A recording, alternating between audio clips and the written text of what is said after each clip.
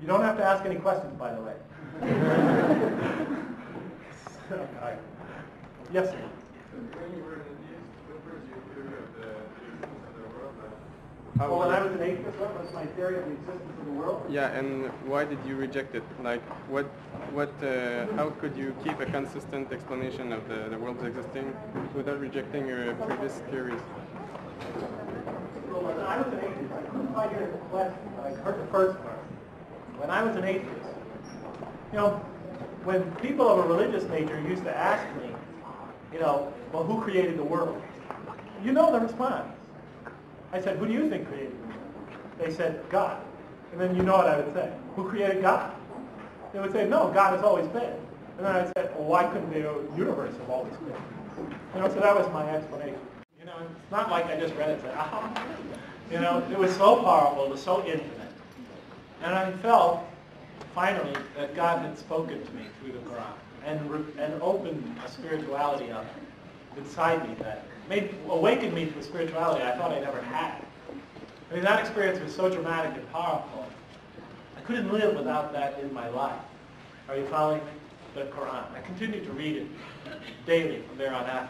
After a while, it became clear to me that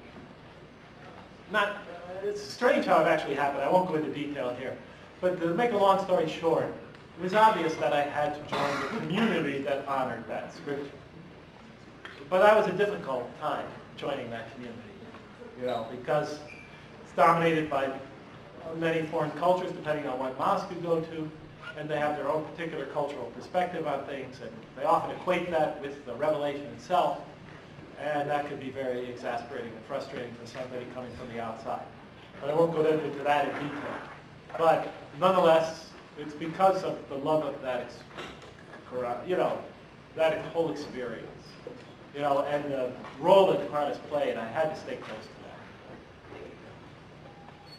that. I have a question. Yes. Yeah, I think you told when you were in Purdue University, you did get into Buddhism, Hinduism, and things like that. Say that again. When you were in Purdue University, yes, you came across the faith in Hinduism, Buddhism, and things like that. Did you go through a book named Bhagavad Gita? I read a little, I read an English translation of it, a little bit, just to better understand my friends. That's what I do when I meet people from other faiths or things like that, even to this day, particular religious perspective. A lot of times or not just that, I'll read about their culture or things like that, especially if I like them.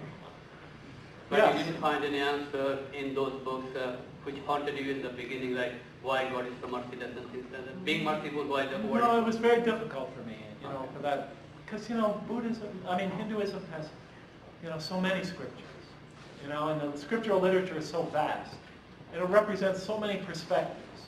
It's difficult for somebody from the outside, to come and read that and find guidance from it. You know what I mean? Unless you happen to stumble on the right thing. But yeah, for me it was a little bit confusing. And that's not to put it down.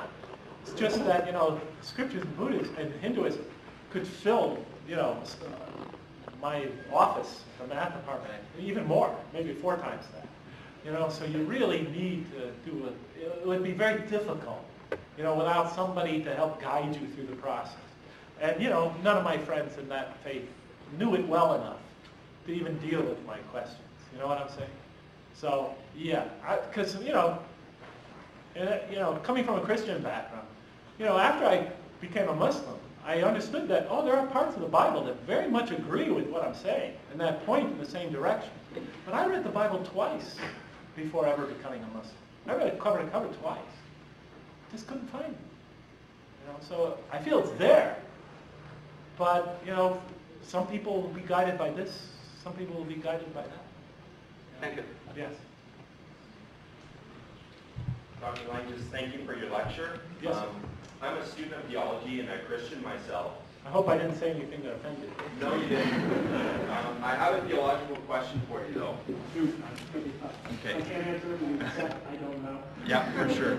But in Christian theology, we believe that God is both merciful and just to the attributes that you wrote on the board. Yes. But we believe that the basis of God's mercy, that the fact that he can forgive us, is based on the fact that he fulfilled his requirement for justice in the sacrifice of Jesus on the cross. Yes. How in Muslim theology do you reconcile the two, that God can extend mercy without violating his requirement for justice. Well, see, because, if you remember, did you get here in the beginning of the lecture? Mm-hmm. See, in Christian theology, that whole question, correct me if I'm wrong, begins with the story of Adam, right? Yeah. And the story of Adam emphasizes that he sinned and that had to be,